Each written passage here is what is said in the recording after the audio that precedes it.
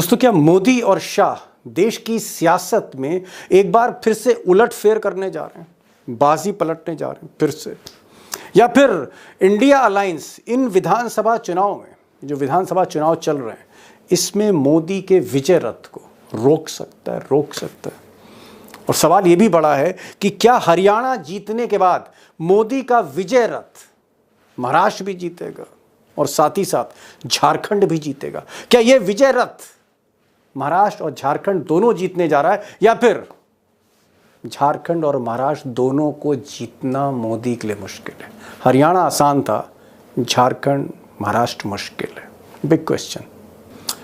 अब दोस्तों, महाराष्ट्र का हाल तो मैं आपको रोज़ ही सुनाता रहता हूँ कि वहाँ क्या होने जा रहा है 23 नवंबर को, लेकिन आज झारखंड की बात करते हैं। और झारखंड कम इम्पॉर्टेंट स्टेट नहीं, बहुत ज़्यादा पॉलिटिकल रेलेवेंस है इसकी।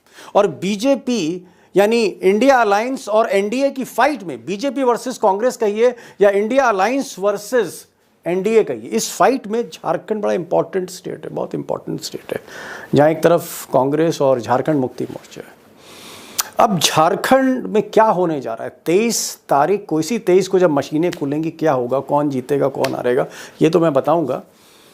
लेकिन मैं चाहता हूं कि आप मुझे चंद सेकंड दीजिए कि मैं आपको ये बता सकूं कि इस राज्य में मोदी और शाह ने कौन कौन सी तिगड़में लगाई, कौन कौन से खेल किए, कौन कौन सी साजिशें यहां रची गई। अगर ये आप जानेंगे, चौंक जाएंगे कि पिछले 5 साल में गुजरात लॉबी ने यहाँ किया। अब दोस्तों, चुनाव हारे जाते हैं, जीते जाते हैं, हार जीत होती रहती है, लेकिन किसी भी नेता के माइंडसेट को, उसके जहन को समझना जरूरी है। उसका जो गेम प्लान है, उसका जो मोटिव है, उसका जो तरीका है, उसको समझना बहुत ज़रूरी है। नतीजे से कहीं ज़्यादा खेल को समझना ज़रूरी है। और अगर आप खेल देखें झारखंड का पिछले 5 साल में क्या हुआ, 2019 में यहाँ पर चुनाव हुआ था और बीजेपी के हाथ से सत्ता निकल गई, और मोदी जी और अमित शाह बर्दाश्त नहीं कर पाए कि एक आदिवासी नेता, युवा, यूथ, वो मुख्यमंत्री बैठ गया। उसने मोदी और शाह को शिकस्त दे दी। उसका नाम था हेमंत सोरेन। अब हेमंत सोरेन की जब सरकार बनी एक आदिवासी नेता की, तो बीजेपी की तरफ से ऑफर गया और ऑफर ये था कि भाई कांग्रेस को छोड़ो, हमारे साथ सरकार बनाओ। हम और तुम तो पहले भी पार्टनर रहे, शिबू सोरेन साहब के साथ हम पार्टनरशिप कर चुके हैं। तो ऑफर जो पहला दिया गया वो था कि कांग्रेस को छोड़ दो। अब हेमंत सोरेन साहब को लगा कि यार ये तो कहीं ना कहीं एक तरह से मिसट्रस्ट है, गद्दारी हो जाएगी। उनका नहीं, मैं कांग्रेस को नहीं छोड़ सकता। तो बहरहाल हेमंत सोरेन ने बीजेपी का दामन छोड़ दिया और उन्होंने कांग्रेस के साथ अपनी सरकार जारी रखी। अब ऑफर ठुकराने के बाद हेमंत सोरेन को परेशान किया जाने लगा, कभी ईडी तो कभी आईटी तो कभी सीबीआई। लेकिन एक ऑपरेशन शुरू हुआ और वो ऑपरेशन था कि कांग्रेस को ही तोड़ डालो।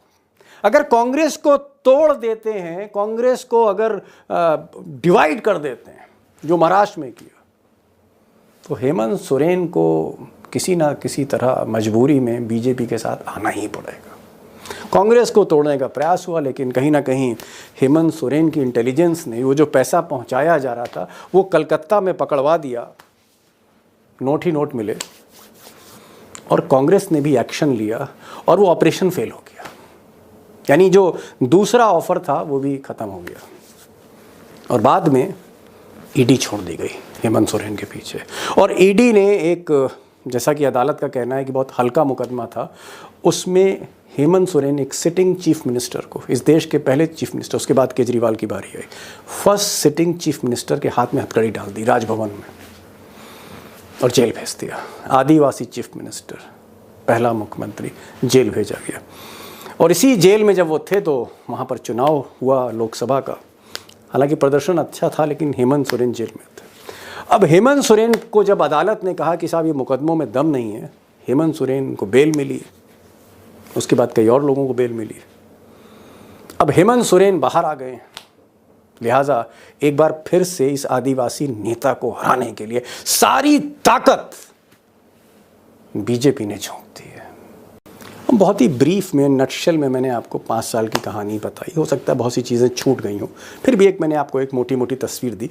अब एक बार दोस्तों ज़रा ये जो लोकसभा चुनाव हुआ है उसके नतीजे भी देख लेते हैं। बीजेपी ने इस बार बहुत अच्छा प्रदर्शन नहीं किया। बीजेपी अक्सर स्वीप करती थी झारखंड, लेकिन इस बार 2024 में बीजेपी को 14 में 8 और एनडीए को 9 सीटें मिली और इंडिया अलायंस को 5 सीटें मिली। कुल मिलाकर एज बीजेपी का रहा, लेकिन फाइट शुरू हो गई। और यहाँ पर एक चीज़ मैं बताना चाहूँगा कि जिस वक्त लोकसभा के चुनाव हो रहे थे तो हेमंत सोरेन की ये जो पत्नी हैं कल्पना सोरेन काफ़ी एनर्जेटिक हैं, इलेक्ट्रिक हैं। इन्होंने ही अपने दम पर लड़ा, लेकिन वो चुनाव बहुत अव्यवस्थित था, कोऑर्डिनेशन नहीं था। एक महिला जिसका पति जेल में है, जिसका ससुर जो है शिबू सोरेन ज़्यादातर अस्वस्थ रहते हैं, अकेले दम पर एक महिला कितनी मेहनत कर सकती। लेकिन फिर भी बीजेपी को कम किया। अब विधानसभा चुनाव है और हेमंत सोरेन जेल के बाहर हैं और मुख्यमंत्री हैं। अभी सही बात है कि ये आदिवासी बाहुल राज्य में हेमंत सोरेन को आदिवासी सेंटिमेंट्स का बहुत बड़ा सपोर्ट है, बहुत बड़ा सपोर्ट है। और जब से वो जेल से लौट के आए ये सपोर्ट और बढ़ा है। अब इसकी काट के लिए, क्योंकि ज़्यादातर एरियाज़ ऐसे हैं जहाँ पर आदिवासी भी हैं और मुस्लिम्स भी हैं, और वहाँ पर एक नया कार्ड बीजेपी ने खेलना शुरू किया है। और कार्ड खुद मोदी जी खेल रहे हैं, मोदी जी खेल रहे हैं, योगी जी खेल रहे हैं, हेमंत बिस्व शर्मा खेल रहे हैं। और ये कार्ड क्या है? बेटी छीन लेंगे। पहले मंगलसूत्र छीना जा रहा था, बेटी छीन लेंगे, या फिर औरंगजेब है, बाबर है। यही कार्ड वहाँ पर खेला जा रहा है। कम्युनल कार्ड, सांप्रदायिक ध्रुवीकरण के लिए कार्ड खेला जा रहा है। झलकी देख लीजिए जरा।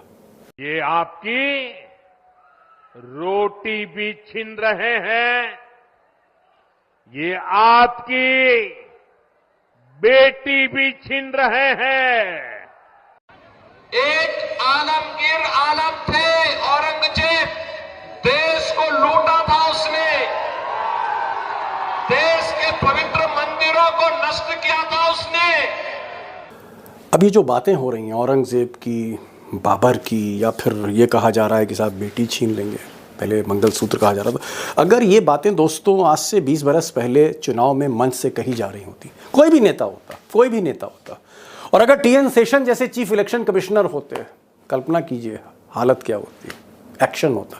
लेकिन खैर, अब चुनाव आयोग पर मैं टिप्पणी नहीं करूंगा, क्यों नहीं एक्शन लिया गया, या दस्तूर बन गया है, लोग यूज्ड टू हो गए। मैं उसकी बात नहीं कर रहा, मैं सीधे सवाल पर आ रहा हूं। सवाल ये है कि क्या हिंदू मुस्लिम का ये जो कम्युनल पॉलिटिक्स का ये जो कार्ड खेला जा रहा है, इसको डाइल्यूट कर पाएंगे मिस्टर हेमंत सोरेन? क्या इसको डाइल्यूट कर पाएंगे? या राहुल गांधी जो अब जाएंगे वहाँ चुनाव में, क्या उसको थोड़ा डाइल्यूट करेंगे? कोई ऐसा रास्ता है इसको कम किया जाए? और सेकंड क्वेश्चन, क्या राहुल गांधी, तेजस्वी और बाकी जो इंडिया अलायंस के नेता हैं, क्या ये हेमंत सोरेन के पीछे मजबूती से खड़े होंगे कि नहीं साहब हम आपके साथ खड़े हैं, जितनी ताकत मोदी झोंक रहे हैं उतनी ताकत हम भी झोंकेंगे, टक्कर बराबर की होगी? क्या इस तरह का आपको एक मुकाबला दिखेगा आने वाले दिनों में? Big question. और तीसरी चीज कि अगर हेमंत सोरेन खुद अपने दम पर आगे बढ़ते हैं, कॉन्फिडेंस भी हो सकता है, ओवर कॉन्फिडेंस भी हो सकता है, और उधर से मोदी आते हैं, अमित शाह आते हैं, योगी आते हैं, हेमंत बिस्व शर्मा आते हैं, और जिस तरह का उनकी स्पीचेस हैं, फायरी स्पीचेस, भड़काऊ भाषण, क्या इसका मुकाबला इंडिया अलायंस कर पाएगी? इससे आगे बढ़ पाएगी? होने क्या जा रहा है झारखंड में, ये आज का सबसे बड़ा सवाल है। अल्टीमेट क्वेश्चन तो यही है कि क्या हेमंत सोरेन और उनके पीछे तेजस्वी और मिस्टर राहुल गांधी क्या मोदी के विजय रथ को रोक सकते हैं? जब 23 तारीख को नतीजे मिले तो क्या होगा, उस पर मैं आऊँगा। अब दोस्तों, आज 3 खास मेहमान हैं। आज हमारे साथ आनंद कुमार जी हैं, झारखंड से जुड़े हैं, रांची से जुड़े हैं। हमारे साथ चंदन मिश्रा हैं, ये भी रांची में एक लंबा वक्त रिपोर्टिंग को दे चुके हैं, ये हमारे साथ होंगे।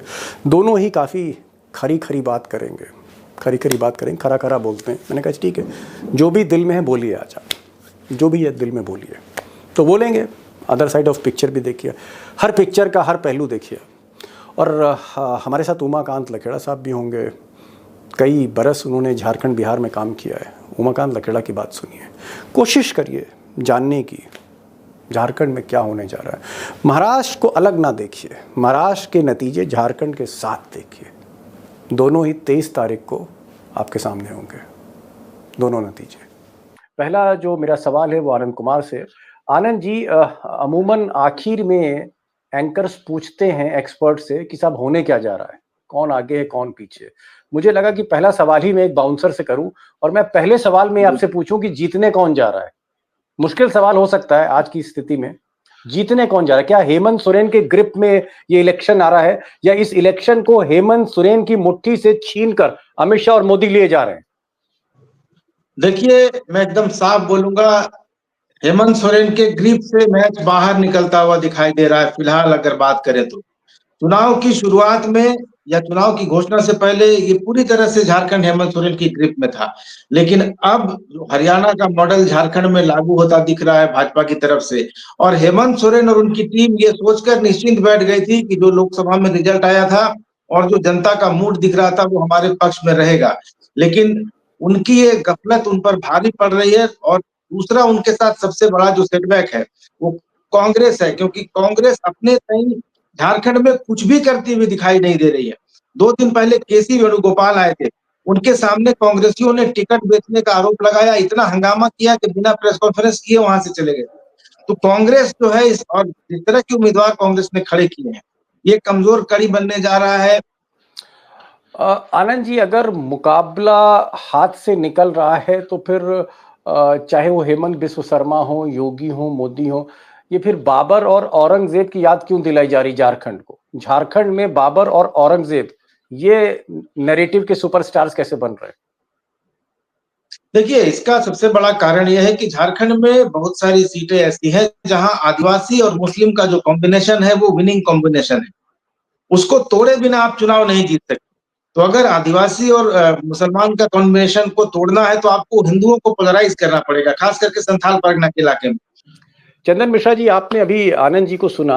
आनंद जी कह रहे हैं कि भाई वैसे तो हेमंत सोरेन की मुट्ठी में ये मुकाबला था, लेकिन पिछले कुछ दिनों से मुट्ठी ढीली हो रही है, भाजपा चढ़ रही है। ये जो भाजपा चढ़ाई कर रही है, मोदी और अमित शाह और योगी आदित्यनाथ, शिवराज सिंह चौहान, हेमंत बिस्व शर्मा, क्या वजह है? क्या वजह? अगर बीजेपी चढ़ाई कर रही तो कुछ तो वजह होगी साहब। ऐसा क्या हो गया 10 दिन के अंदर? ऐसा कौन सी जादू की छड़ी मोदी जी ने घुमा दी है? नहीं, ऐसा नहीं है कि वो बहुत मुट्ठी पे कब्जे में रखे हुए थे हेमंत सोरेन पूरी चुनावी प्रक्रिया अभियान को। मुट्ठी तो उनकी ढीली हो रही है पिछले 1.5 महीने से, सच्चाई यही है। और उनका जो सबसे कमजोर कड़ी है वो कांग्रेस है, उसकी चर्चा कर चुके हैं आनंद। आज एक मैं छोटी सी घटना बता दूं पूरे देश के आपके दर्शकों के लिए कि कांग्रेस के राष्ट्रीय अध्यक्ष की सभा थी रांची से सटे हुए इलाके में, कांग्रेस की कांके में, और उस जगह पे स्थिति ये थी कि कुर्सियां खाली थी और उसको लेके मल्लिकार्जुन खड़गे ने वहां के प्रभारी को, कांग्रेस के प्रभारी को, मीर साहब को और अध्यक्ष को आंखें तरे हुए कहा कि यह क्या स्थिति है। आज के स्थानीय हिंदुस्तान अखबार है उसमें पूरी खबरें आई है। मेरा कहना यह है कि कांग्रेस की एक तो कमजोर कड़ी उनको ले डूबेगी झारखंड मुक्ति मोर्चा के नेता को। दूसरी बात यह है सबसे महत्वपूर्ण कि भारतीय जनता पार्टी ने जिस ढंग से आक्रामक ढंग से चुनाव अभियान शुरू किया है 2 महीने पहले से, और ये आक्रमण इसलिए भी है कि वो उन इलाकों में सबसे अधिक फोकस कर रही है, केंद्रित हो रही है जहां पे कमजोर थे पिछले चुनाव में 2019 में इनको कमजोरी इनको मिली थी, दिखाई पड़ी थी। चंदन जी, मुझे ये बताइए कि जिस तरह से अदालत ने कहा कि हेमंत सोरेन को जिस मुकदमे में भेजा गया जेल, उस मुकदमे में दम नहीं था, जैसे केजरीवाल के मुकदमे में दम नहीं था, या जिस तरह से मुकदमे जो हैं वो मनीष सिसोदिया पे दर्ज हुए उसमें दम नहीं था। तो अगर दम नहीं था और आपने एक मुख्यमंत्री को जो जनता के समर्थन से कुर्सी पर बैठा था उसको रातों रात आपने पकड़ा, जेल भेजा, आदिवासी नेता था, क्या इसका कोई असर नहीं आपको दिखा? इसका कोई असर नहीं दिखा? असर जितना दिखाई देना था लोकसभा चुनाव में दिखाई दिया। उस असर का उन्होंने जो है इनकैश भी किया। इनकी पत्नी कल्पना सोरेन ने इसी बात को पूरे लोकसभा चुनाव के दौरान अभियान में प्रचार में भंजाया और उसका लाभ इन्होंने जो लेना था लिया, लेकिन अब इसका कोई असर इस चुनाव में, विधानसभा चुनाव में दिखाई नहीं दे रहा। चंदन मिश्रा साहब जो है उनका ये कहना है कि साहब सिंपैथी थी लेकिन कुछ समय पहले थी, विधानसभा चुनाव में चंदन मिश्रा साहब को सिंपैथी वहां रांची में नहीं दिख रही। लखेड़ा साहब जी, आपको क्या लग रहा है? जैसे आप तमाम फीडबैक ले रहे हैं, एक न्यूट्रल फीडबैक ले रहे हैं, आप चीजों को दूर से देख रहे हैं। कभी कभी क्या होता है कि जो बर्ड्स आई व्यू है उसको ज्यादा एक्यूरेट होता है, जब हम कोई चीज डिटैच होके दूर से देखते हैं तो ज्यादा साफ दिखती है, और कभी कभी हम जब अटैच होके देखते हैं तो चीजें नहीं दिखती। जैसे हरियाणा में पत्रकारों को नहीं दिख रहा था कि क्या होने जा रहा है, सारे पत्रकार कह रहे थे कि नहीं साहब बीजेपी तो दिख नहीं रही है, एग्जिट पोल में आ रहा था बीजेपी तो दिख नहीं रही है। आप जिस भी पत्रकार से हरियाणा में बात करें वो कह रहा था कांग्रेस ही जीतेगी, लेकिन नतीजे जब आए तो एकदम उल्टे थे। तो मैं आपसे पूछ रहा हूं कि आपको दूर से सारी चीजें, आपकी जो तजुर्बे वाली आंखें हैं, इसको क्या दिख रहा है कि क्या फाइट है झारखंड में, फाइट है बिटवीन इंडिया एंड एनडीए, या आपको लगता है कि बीजेपी आगे बढ़ रही है, या आपको लगता है अभी भी एज जो है वो हेमंत सोरेन को मिल सकता है? देखिए फाइट है, मैं ये तो जमीनी रिपोर्ट्स की बात मैं नहीं कर रहा हूं, मैं एक जनरल परसेप्शन की बात कर रहा हूं। जमीनी रिपोर्ट तो जाहिर सी बात है कि हम भी नजर रखे हुए हैं, लेकिन देखिए आपको लोकसभा चुनाव 4-5 महीने पहले लोकसभा का चुनाव हुआ, 5-6 महीने पहले मात्र, तो लोकसभा चुनाव में क्या हुआ कि जो 80 सीटों का 81 सीटों का जो आकलन है उसमें बीजेपी लेड अलायंस जो है 46 सीटों पर आगे है। अगर विधानसभा वार हम आकलन करें, जो हरियाणा में नहीं था, जो बाकी जगह नहीं था, जो महाराष्ट्र में नहीं है, तो इस लिहाज से ऐसा लगता है कि लोकसभा चुनाव में सीटें भी दुगनी मिल गई, करीब करीब 14 में से 9 के करीब सीटें मिल गई। तो ऐसी सिचुएशंस में एज पहले से ही था, और मुझे लगता है कि इंडिया अलायंस ने, कांग्रेस पार्टी ने और शिबू सोरेन ने, ये इन्होंने जो रणनीति बनानी थी वो लोकसभा जो आपकी वोट प्रतिशत पर्याप्त नहीं आ पाया। शिबू सोरेन जेल में थे, मैनेजमेंट था नहीं, उनकी पत्नी अलग चुनाव प्रचार कर रही है, तो जो मैनेजमेंट को संभालना था, स्ट्रेटजी बनानी थी, कांग्रेस के साथ एक राष्ट्रीय पार्टी आपके साथ, एक रीजनल पार्टी आपके साथ है, दूसरा ये कि जैसे आरजेडी है या जो बिहार की पार्टियां हैं, उन बिहार की पार्टियों के साथ भी कोई से लेफ्ट पार्टी के साथ, जैसा भी दोनों चंदन जी भी बता रहे हैं और आनंद जी भी बता रहे हैं कि जो कोहेसिवनेस बनती है अलायंस में, क्योंकि आप जब जीतते हैं कोलिशंस में तो एक दूसरे को जिताते हैं, खुद भी जीतते हैं, बगल वाली सीट पे दूसरे को जिताते हैं। हालत यह है कि सीट लेने के लिए आरजेडी कूद गई, लेफ्ट वाले कूद गए, लेकिन एक अलायंस की जो शक्ल बननी थी वो शक्ल बनने की सूरत मुझे कम नजर आ रही है। हो सकता है कि 3-4 दिन बाद राहुल गांधी उतरे या बाकी लोग उतरे और उससे एक माहौल बनाने की कोशिश हो, और भारतीय जनता पार्टी के पास निश्चित रूप से बेशुमार साधन है, सारे कम्युनल टैक्टिक्स उनके पास हैं, सांप्रदायिक एजेंडे उनके पास हैं, हिंदू मुसलमान उनके पास है, लेकिन इसके बावजूद भी मुझे ऐसा लग रहा है कि जो माइनॉरिटीज पॉकेट है, क्रिश्चियंस पॉकेट है, वहां पर जो हेमंत सोरेन की जेएमएम है, उनका कॉम्बिनेशन जिन सीटों पर है वो जरूर फाइट देंगे, और धीरे धीरे करके आने वाले 4-5 दिन बहुत महत्वपूर्ण है कि ये चुनाव प्रचार छठ के बाद कैसे गति पकड़ता है। जी आनंद जी, आप तो बहुत भीतर तक राजनीति के अंदर हैं आप, और आपकी कलम लगातार चल रही है। मैं आपसे पूछूंगा, जो कई मुख्यमंत्री हैं, बाबूलाल मरांडी भी हैं, अर्जुन मुंडा भी हैं, उसमें मधु कोड़ा भी हैं, उसमें रघुवर दास जो गवर्नर साहब हैं, सुन रहे हैं कि अपनी बहू को जिताने के लिए वो भी बीच बीच में मशवरा दे रहे हैं। उनका फोकस उड़ीसा की जगह आजकल रांची में ज्यादा है, जमशेदपुर में ज्यादा है। क्या चंपाई सोरेन जिसको अमित शाह कह रहे थे कि साहब ये तो अलादीन हो सकते हैं, अलादीन के चिराग हो सकते हैं, ये तो ट्रम्प कार्ड हो सकते हैं, क्या आपको लग रहा है चंपाई सोरेन, जिसको बड़ी मेहनत से तोड़ के बीजेपी लाई थी, जिसको बता रहे थे कि साहब ये एकनाथ शिंदे हैं झारखंड के, क्या चंपाई सोरेन एक ट्रम्प कार्ड के तौर पे असर कर रहे हैं, या उस कार्ड का भी रंग उड़ चुका है? मिस्टर आनंद कुमार, चंपाई सोरेन को भाजपा ने एक ब्रांड के रूप में पेश किया, और वो ब्रांड वो कभी थे नहीं, लेकिन भाजपा ने उनको ब्रांड बनाया सिर्फ एक मैसेज देने के लिए कि झारखंड मुक्ति मोर्चा के अंदर चीजें सही नहीं है। सीता सोरेन को इसलिए नहीं लाया गया कि वो सीट जिता देंगे, सिर्फ ये दिखाने के लिए लाया गया कि जेएमएम के अंदर कुछ ठीक नहीं है। और चंपाई सोरेन बड़ी जीत नहीं दिलाएंगे, लेकिन चंपाई सोरेन और उनके बेटे जिन 2 सीटों पर लड़ रहे हैं, भाजपा को उम्मीद है कि कम से कम वो 2 सीटें लाएंगे। जितने 5 पूर्व मुख्यमंत्री या उनकी पत्नियां या उनके बेटे या उनकी बहुएं चुनाव लड़ रही हैं, भारतीय जनता पार्टी ने इन सबको एक ही काम में लगा दिया है कि जाओ अपनी सीट निकाल कर लाओ, प्रचार हम करा लेंगे बाहर के नेताओं से, हिमंता बिस्वा शर्मा कर लेंगे, राजनाथ सिंह कर लेंगे, मोदी कर लेंगे, अमित शाह कर लेंगे, योगी कर लेंगे। प्रचार की चिंता मत करो, इलेक्शन मैनेजमेंट की चिंता मत करो, वो देख लेगी भाजपा। चंदन जी, ये जो मधु कोड़ा साहब है, आऊंगा आनंद जी, आऊंगा आपके पास।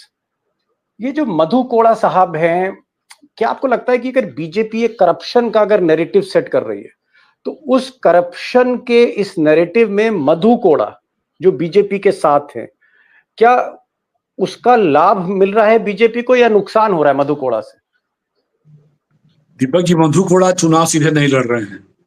उनकी पत्नी उस इलाके से 2 बार विधानसभा का चुनाव जीत चुकी है। एक बार जय समानता पार्टी की तरफ से और दूसरी बार वह इसी तरह निर्दलीय ही जीती है जी। इस एक चुनाव लोकसभा का वह कांग्रेस पार्टी की ओर से जीती है। तो गीता कोड़ा की अपनी आइडेंटिटी है, उसने अपना बना लिया है। मधु कोड़ा का होना ना होना उस संदर्भ में कोई अधिक मायने नहीं रखता, क्योंकि मधु कोड़ा एकदम बिल्कुल, अब ऐसा भी नहीं कि मधु कोड़ा को प्रचार में लगा दिया गया, प्रचार में भी बीजेपी ने नहीं लगाया। वो अपना साथ में नेता के साथ जाते हैं या मोदी जी के सभा में किनारे में बैठे रहते हैं। आपको लगता है, क्योंकि समय कम है, आपको लगता है चंदन जी कि अगर कांग्रेस और मजबूत होती, कांग्रेस के प्रभारी मजबूत होते, कांग्रेस की लीडरशिप मजबूत होती, तो ये मुकाबला बड़ा जबरदस्त होता? कांग्रेस की जितनी क्षमता है, मुझे लगता है कि इससे ज्यादा और मजबूती कांग्रेस को नहीं मिलेगी। पिछली बार हेमंत सोरेन के कंधे पर सवार होकर कांग्रेस को 16 सीटें मिल गई। राज्य बनने के बाद कांग्रेस कभी भी 8 या 9 सीटों से ज्यादा जीत नहीं पाई। उसका एक बार जीती थी, बाबूलाल मांडी के साथ टाई अप किया था जेवीएम के साथ, तो उस समय कांग्रेस का परफॉर्मेंस 14 था, 11 सीटें बाबूलाल जीते थे। इसलिए 16 सीटें जो जीती है कांग्रेस, इसका सबसे बेस्ट परफॉर्मेंस रहा है 2019 में। इससे बेहतर और कभी कांग्रेस करेगी उम्मीद कम है, क्योंकि जो ढांचा है कांग्रेस का झारखंड में वो पूरी तरह छत्र-बितर हो चुका है। लखेड़ा साहब, एक चीज बताइए, इस तरह की बातें कांग्रेस जो है, मैं जयराम रमेश को सुन रहा था और मैंने और भी कांग्रेस के प्रवक्ताओं को यहाँ पर सुना, उनका कहना था कि साहब वहां पर माहौल जो है वो सांप्रदायिक किया जा रहा है, ध्रुवीकरण किया जा रहा है, और खासकर आपत्ति उठाई जा रही है हेमंत बिस्व शर्मा की स्पीचेस पर, लेकिन चुनाव आयोग उस पर कोई कार्रवाई नहीं कर रहा है। उनका कहना है कि साहब मॉडल कोड ऑफ कंडक्ट और चुनाव के जो एमसीसी है, मॉडल कोड ऑफ कंडक्ट है, आचार संहिता है, उसका ये उल्लंघन है, लेकिन कार्रवाई नहीं हो रही। जी देखिए इलेक्शन कमीशन कार्रवाई पहली बार नहीं है जब इलेक्शन कमीशन चुपचाप बैठा हुआ है। लोकसभा चुनाव में प्रधानमंत्री मोदी के जो कम्युनल स्पीचेस से उनके क्या वो अनाप शनाप बोल रहे थे, उन पर कोई कार्रवाई इलेक्शन कमीशन ने नहीं की। उनके मंत्रियों के खिलाफ कोई कार्रवाई नहीं की। तमाम तरह के जो लोग थे जिन्होंने पूरा इलेक्शन को पॉल्यूट करने की कोशिश की, कोई कार्रवाई इलेक्शन कमीशन केवल नोटिस देता है, और नोटिस देता है पार्टी अध्यक्ष को। जब मोदी जी के भाषण या होम मिनिस्टर अमित शाह के भाषण के क्लिप्स उन्होंने भेजी और उनको कहा कि ये क्या कर रहे हैं आप, तो उन्होंने उन चिट्ठी का जवाब ना दे करके पार्टी के जनरल सेक्रेटरी ने शिकायत की, तो पार्टी का कर दिया। और अभी हरियाणा तो सामने है ना, हरियाणा में क्या किया उन्होंने, हरियाणा में तो इलेक्शन कमीशन के जो रिप्लाई है कांग्रेस पार्टी को, वो ऐसा लग रहा है कि भारतीय जनता पार्टी एक ब्रांच है। वो भाई देश में चुनाव आते रहेंगे, जाते रहेंगे, पार्टियां आती रहेंगी, जाती रहेंगी, जीतते रहेंगे, हारते रहेंगे, लेकिन इलेक्शन कमीशन एक ऑटोनोमस बॉडी है, भारत की संसद ने उसे बनाया है। तो ऐसी संस्था अगर इस तरह का व्यवहार करती है और इस तरह के भाषणों पर नकेल नहीं लगती या उसका संज्ञान नहीं लेती, तो आज जेएमएम को हराने के लिए या कांग्रेस जेएमएम को हराने के लिए आप इस तरह की बातें कर रहे हैं।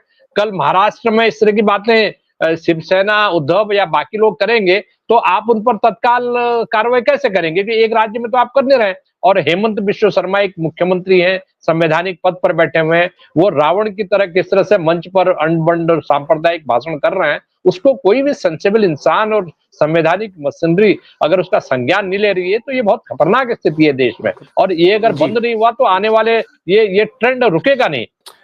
आनंद जी, आज मैंने देखा एक काफी वायरल हो रहा है ट्विटर पे, सोशल मीडिया पे, और जो राइटिस्ट हैं वो भी कुछ कमेंट कर रहे हैं, जो लेफ्टिस्ट है वो भी कमेंट कर रहे हैं, कांग्रेस भी कमेंट कर रही है। उन्होंने कहा कि साहब मोदी जी अभी तक मंगलसूत्र छिनवा रहे थे, अब बेटी छीनने की बात हो रही है। क्या मोदी जी के इस बयान की प्रतिक्रिया है विपक्ष में, झारखंड मुक्ति मोर्चा में, कांग्रेस में, ये जो बेटी छीन लेंगे? मुझे कहते हुए बड़ा खेद हो रहा है कि भाजपा जिस तरह से चुनाव में आगे बढ़ रही है, जिस तरह से झारखंड मुक्ति मोर्चा अपर हैंड होने के बावजूद जिस तरह से आत्मउद्धा का शिकार हो गया, उनको लग रहा है कि कुछ भी होगा हम आ जाएंगे, ये बड़ी खतरनाक स्थिति उसके लिए बन रही है। ये नैरेटिव्स उतने काम नहीं कर रहे हैं जितना इन लोगों का ओवर कॉन्फिडेंस काम कर रहा है। देखिए, झारखंड एक ऐसा जगह है जहां 15% से ज्यादा मुसलमान आबादी रहती है, जहां आदिवासियों 26-27% आदिवासियों में से आधे से ज्यादा कन्वर्टेड क्रिश्चियंस हैं। तो ये फतवे तो हर जगह से आते रहते हैं, बहुत ज्यादा काम नहीं करते। मुंडा आदिवासी मूल तौर पर भाजपा के समर्थक माने जाते हैं। उरांव जो है उनमें कन्वर्जन ज्यादा है, तो वे इंडिया अलायंस के समर्थक हैं। संथाल बटे हुए हैं, तो ये सब चीजें चलती रहती हैं। लेकिन मुझे लगता है कि चुनाव प्रबंधन असली चीज है। चुनाव प्रबंधन में मुझे इंडिया अलायंस पिछड़ता हुआ दिख रहा है। समझ गया। आपका कहने का मतलब है कि जो हिंदू वोट है उनको कंसोलिडेट करने के लिए, जो ट्राइबल क्रिश्चियंस हैं या जो मुस्लिम्स हैं या बाकी जो झारखंड मुक्ति मोर्चा कांग्रेस के वोटर हैं, उनको नहीं बल्कि अपने वोट को कंसोलिडेट करने के लिए ये नैरेटिव हेमंत बिस्व शर्मा या योगी आदित्यनाथ का हो सकता है। अंतिम सवाल जो है चंदन मिश्रा जी आपसे करूंगा, समय हो गया है। आपको क्या लगता है कि हालांकि फैसला तो अंतिम फैसला 23 नवंबर को जनता का ही सुना जाएगा जब मशीनें खुलेंगी, लेकिन अगर जिस तरह से आनंद जी कह रहे हैं और आप भी मान रहे हैं कि भाई थोड़ी सी ढिलाई आपको इंडिया अलायंस में दिख रही है, तो इंडिया अलायंस को अपनी आस्तीनें चढ़ाने के लिए, थोड़ा कमर कसने के लिए आपको क्या लगता है क्या करना होगा? क्या कमियां दिख रही हैं आप में? अगर 2-3 कमियां मैं पूछूं। सबसे पहले तो जो इंडिया अलायंस जो फैक्टर है, वो इनके जो पार्टनर्स हैं वो बटे हुए हैं। इनमें एकात्मकता जो होनी चाहिए, यूनिटी होनी चाहिए, कोऑर्डिनेशन होना चाहिए, कहीं दिखाई नहीं पड़ता। उनकी सभाएं अलग अलग किस्म से हो रही है। सिर्फ 2 लोग दिखाई पड़ते हैं चुनाव अभियान में, वो है हेमंत सोरेन और उनकी पत्नी कल्पना सोरेन। बाकी नेता जो है पीछे खड़े रहते हैं या अगल बगल खड़े रहते हैं। कांग्रेस राहुल गांधी वहां नहीं दिख रहे। हाँ, हो सकता है छठ के बाद उनका आगमन हो या दूसरे फेज के लिए आए, लेकिन सच्चाई यही है कि जो जिस ढंग से एग्रेसिव भारतीय जनता पार्टी और इंडिया अलायंस चुनाव लड़ रहा है, उस ढंग से इंडिया अलायंस नहीं दिखाई पड़ रहा है। सिर्फ हेमंत के एग्रेशन से मुझे नहीं लगता है कि ये लोग बाजी जीत पाएंगे। सही बात कह रहे हैं कि एक तरफ पूरी ताकत बीजेपी ने अपनी पूरी ताकत झोंक दी, जहां मीडिया भी उनके साथ है, फिर पैसा है, सिस्टम है, और चाहे वो राजनाथ सिंह हो, चाहे वो शिवराज सिंह चौहान हो, चाहे वो योगी आदित्यनाथ हो, चाहे वो अमित शाह हो, चाहे वो नरेंद्र मोदी हो, चाहे वो जेपी नड्डा हो, एक पूरी फौज हेमंत बिस्व शर्मा से लेकर नीचे तक वो उसने सारी ताकत झोंक दी। जैसे आप कह सकते हैं कि लास्ट ओवर्स जो खेलते हैं उस तरह के ओवर टेम्परामेंट की तरह बीजेपी खेल रही। लास्ट क्वेश्चन है लकड़ा साहब, अब समय बिल्कुल एक लाइन में जोड़ना चाहूंगा आपकी बात जी। झारखंड में लेकिन मीडिया ऐसा नहीं है कि बीजेपी की तरफ, झारखंड का मीडिया हेमंत सोरेन को उतना ही तवज्जो दे रहा है, कहीं ज्यादा बीजेपी से, उसमें कहीं कोई दूर है। बस इतना में क्या। अच्छा जी ठीक, लखेड़ा साहब लास्ट क्वेश्चन, क्या आपको लगता है कि अभी भी मौका है इंडिया अलायंस के पास, हेमंत सोरेन के पास, कि अपने को गेयरअप करे, तो ये जो मुकाबला है ये कांटे की टक्कर में बदल सकता है? बिल्कुल है। देखिए, चुनाव की जो फिजा होती है वो चुनाव में घंटों में रेटिंग बदलती है। जैसे आज सभा हुई और सभा में ऐसा हुआ, कल हो सकता है कि बड़ी सभा हो जाए, उसकी तैयारी हो जाए, मोबिलाइजेशन हो जाए, तो माहौल बदल सकता है। और जो गारंटी स्कीम्स हैं, जो कांग्रेस की गारंटी की नकल वहां उतारी गई है, राहुल गांधी ने जो गारंटी स्कीम दी है, तो उस गारंटी स्कीम्स को जनता के बीच में ले जाने की जरूरत है। और जो कार्यकर्ता है जो घर घर, देखिए मैं एक बात बताता हूं कि विधानसभा के क्षेत्रों में जो हार जीत का फैसला होता है वो 2-2, 4-4, 5-5 हजार पर, 15-20 सीटें तो 5-5, 6-6 हजार पर फैसला होता है। तो जो उसके लिए बूथ मैनेजमेंट सबसे बड़ी चीज होती है कि कांग्रेस, जेएमएम और जो इनके सहयोगी दल है जहां मिलकर के चुनाव लड़ रहे हैं, और आरजेडी और जो बाकी दल है, जो बिहार के जो पार्टीज हैं जिनका असर है, उन सारे लोगों को यहाँ झोंकना पड़ेगा। तेजस्वी को आना पड़ेगा, उनको अपील करनी पड़ेगी। लेफ्ट पार्टीज के जो लोग जहां 5-7 सीटों पर एक दूसरे के खिलाफ कैंडिडेट खड़े हैं, अभी भी वक्त है, नामांकन वापस लेने की डेट जा चुकी है, लेकिन अभी भी एक ऑप्शन होता है कि उनको बिठाया जाए, उनको समझाया जाए कि आप बैठ जाइए, आप प्रचार मत कीजिए और आप अपील जारी कर दीजिए अपने वोटर से कि। तो ये एक लास्ट जिसको कहते हैं डैमेज कंट्रोल का अभी पर्याप्त वक्त है। मुझे लग रहा है कि टक्कर, फाइट जबरदस्त है। फाइट में ऐसा नहीं हो सकता कि फाइट नहीं है, जबरदस्त फाइट है और कुछ भी हो सकता है इलेक्शन का परिणाम। लेकिन आनंद जी लास्ट लाइन चलिए, बोलिए जल्दी। देखिए, हम लोगों ने इतनी जो बातें कही, इसका मतलब ये नहीं है कि एनडीए को कोई बहुत बड़ी बढ़त है या बहुत आराम से जीत रही है। बढ़त का मतलब ये है कि भारतीय जनता पार्टी 26 सीटों पर थी, अब ये मुकाबला गर्दन कटने की स्थिति में है, मतलब दोनों लगभग बराबरी की स्थिति में है। और अगर यस, एनडीए इसी मजबूती से लड़ता रहा और इंडिया अलायंस की ये ढिलाई जारी रही, तो ये मुकाबला एनडीए आखिरी समय में जीत सकता है। लेकिन अभी भी मुकाबला बिल्कुल बराबरी का है, 1-2 सीटें का ही मार्जिन रहेगा, आप देख लीजिएगा चुनाव। Got it.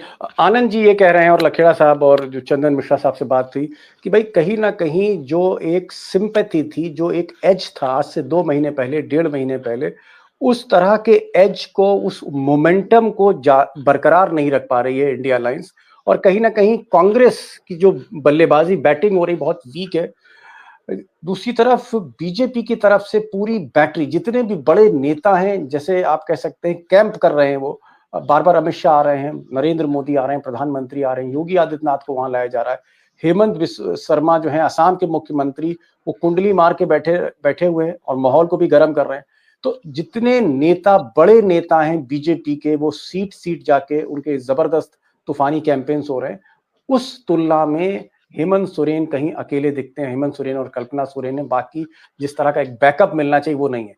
अगर अभी भी कमर कसती है इंडिया अलायंस, तो ये मुकाबला वाकई कांटे की टक्कर का हो सकता है। ये जो मुझे लगता है फैसला जो है, अभी भी हेमंत सोरेन, राहुल गांधी, कल्पना सोरेन, मल्लिकार्जुन खड़गे, तेजस्वी यादव, वामपंथी पार्टी के नेता, इन लोगों को सोचना होगा। इंडिया अलायंस को एक बार फिर से अपना एक आप कह सकते हैं कि एनर्जी को बूस्ट करना होगा, वरना ये इलेक्शन धीरे धीरे, जो हमारे पैनलिस्ट कह रहे हैं, बीजेपी की तरफ जा सकता है, जो 2 महीने पहले स्थिति नहीं थी। आनंद भाई आप आए, आपने अपनी बात रखी, चंदन जी आप भी आए, आपने समय निकाला। छठ का मौका है, आप लोग बहुत बिजी होंगे खरीदारी वगैरह में। और लखेड़ा साहब आप भी आए आज, इसके लिए बहुत बहुत शुक्रिया। Thank you so much for joining this programme. Thank you, बहुत धन्यवाद, नमस्कार।